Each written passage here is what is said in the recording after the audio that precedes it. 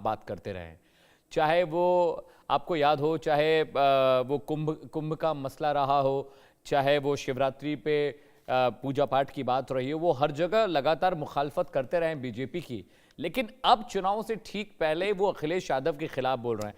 मैं ये समझूं क्या कि मुसलमानों ने टेस्ट कर लिया, 4 साल उनको लग रहा है कि अखिलेश यादव अब उनकी बात नहीं रख पा रहे, उनके हक की बात नहीं कर पा रहे हैं, इसीलिए इतने बड़े पैमाने पर शहाबुद्दीन बरेलवी ने दो टूक कह दिया है कि भाई मुसलमानों, अखिलेश यादव से सावधान हो जाओ। सीताराम महाराज, देखिए, तुष्टीकरण की राजनीति भारतीय जनता पार्टी नहीं करती।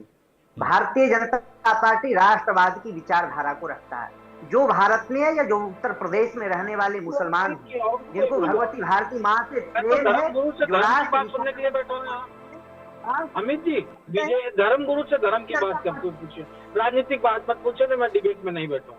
मनोज जी सुन लीजिए, मनोज जी सुनिए, मनोज जी। नहीं, भाजपा की बात नहीं सुनूंगा मैं। धर्म की बात करें, मनोज जी सुनिए। अरे जब एक मौलवी बात कर सकता है सियासत की, तो एक धर्मगुरु क्यों नहीं कर सकता? मनोज जी आप समझिए, एक मौलाना भी तो एक धार्मिक गुरु ही है अपनी जाति और धर्म का। पूरा उल्टा कर दिया, पूरा प्रदेश ही खा लिया। मनोज जी, सारा सोना उठा मत में रख लिया। मनोज जी, जब एक मौलाना भी तो एक धर्म गुरु है, अगर वो बात कर सकता है राजनीति की, तो एक धर्म गुरु क्यों नहीं कर सकता?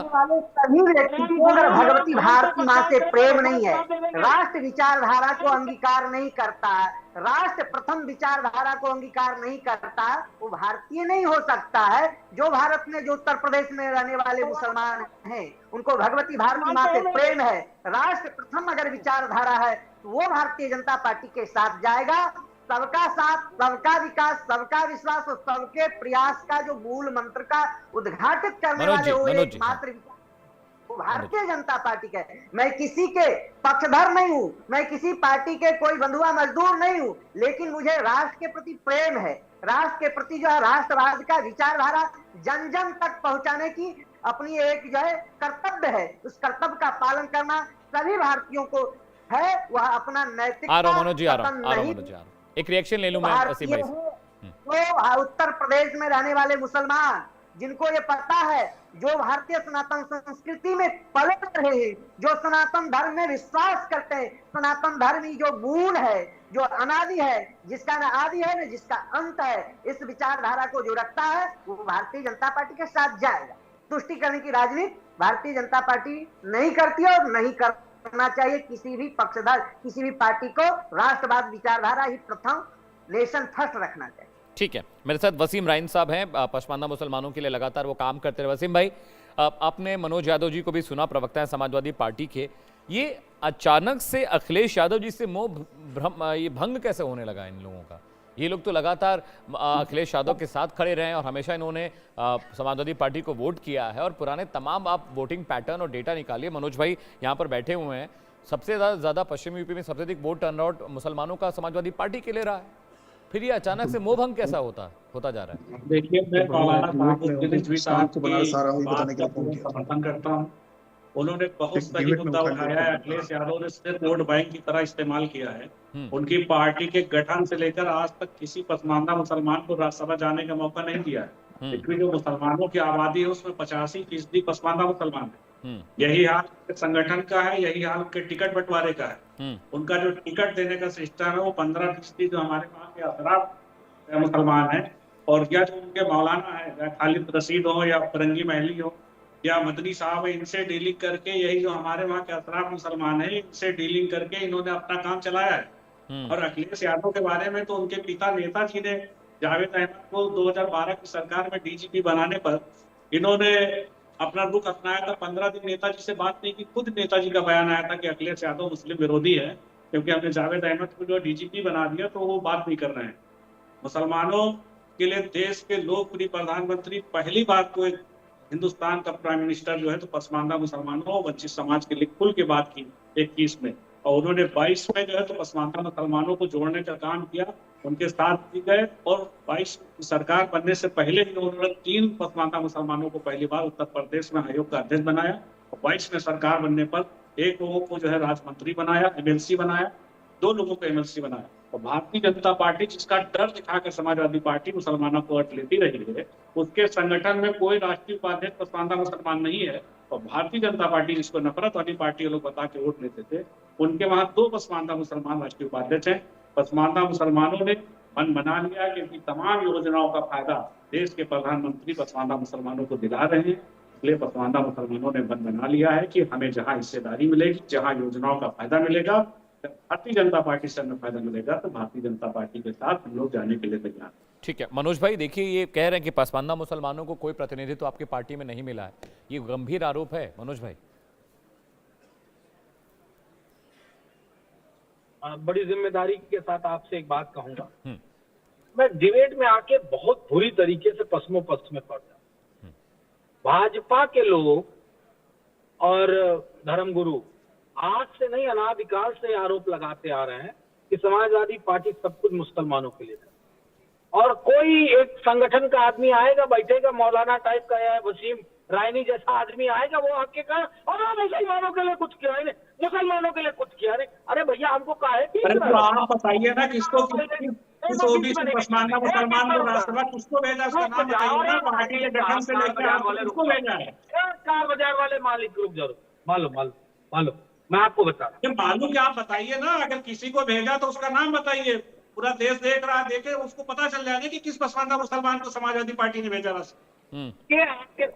36 यादों पर राज्यसभा भेज चुके हैं, 9% उनका वोट है और 16% पसमानदा मुसलमान समाजवादी पार्टी को वोट देता है। एक भी पसमानदा मुसलमान को आपने जो है राज्यसभा भेजने का काम नहीं किया, आज तक नहीं जा पाए। आप क्या बात करते हैं? पहले इनसे पूछो, अगर इनसे कुछ कहना तो पूछ लीजिए।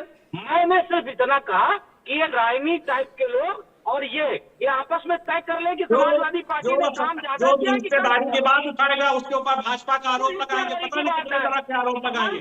आप लोग धोखेबाज लोग हैं। अखिलेश यादव से ज्यादा धोखेबाज कोई नेता नहीं उत्तर प्रदेश में। सबसे ज्यादा मुसलमानों का शोषण करने वाले हैं।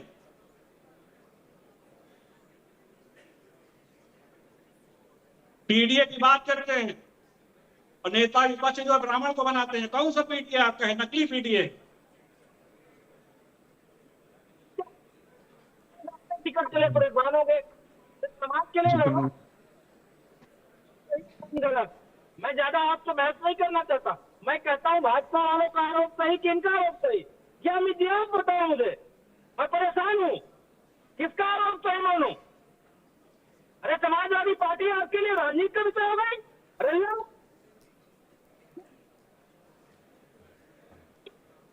अरे समाजवादी पार्टी ने किसको बैकवर्ड मुसलमान, जो ओबीसी मुसलमान, पसमानदा मुसलमान है, जिनकी सबसे बड़ी आबादी, किसको राज्यसभा भेजा? उसका नाम बताए तो सब लोग को पता चल जाए ना।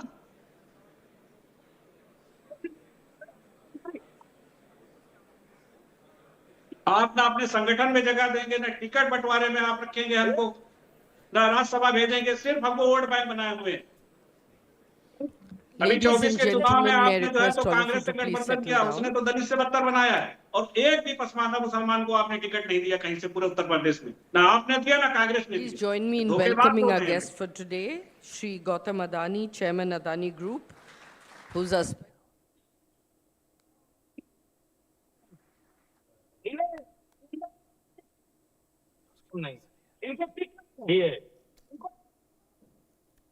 मनोज भाई आपका ऑडियो नहीं आ रहा है ठीक से, दोबारा आपको कनेक्ट कर रहे हैं। मनोज भाई आपका ऑडियो ठीक से नहीं आ रहा है, शायद हेडफोन में दिक्कत है क्या? एक बार प्लीज चेक करिए। पीसीआर प्रेसिडेंट इनका ऑडियो देखिए। मैं कृष्ण मोहन जी के पास। कृष्ण मोहन जी, जैसे कि आरोप देखिए पसमानदा मुसलमानों की तरफ से बात रख रहे हैं, मोइन भाई हैं यहाँ पर, वसीम भाई हैं यहाँ पर, वो कह रहे हैं इस बात को कि भाई प्रतिनिधित्व की बात हो रही है, अगर मौका देने की बात हो रही तो जो उनको उनके लिए बेहतरी करेगा, जो उनको मौके देगा, उनके पास जाएंगे। लेकिन आज शहाबुद्दीन बरेलवी बोल रहे हैं, कल को कोई और मौलाना बोलेगा, कल को कोई और मौलाना बोलेगा।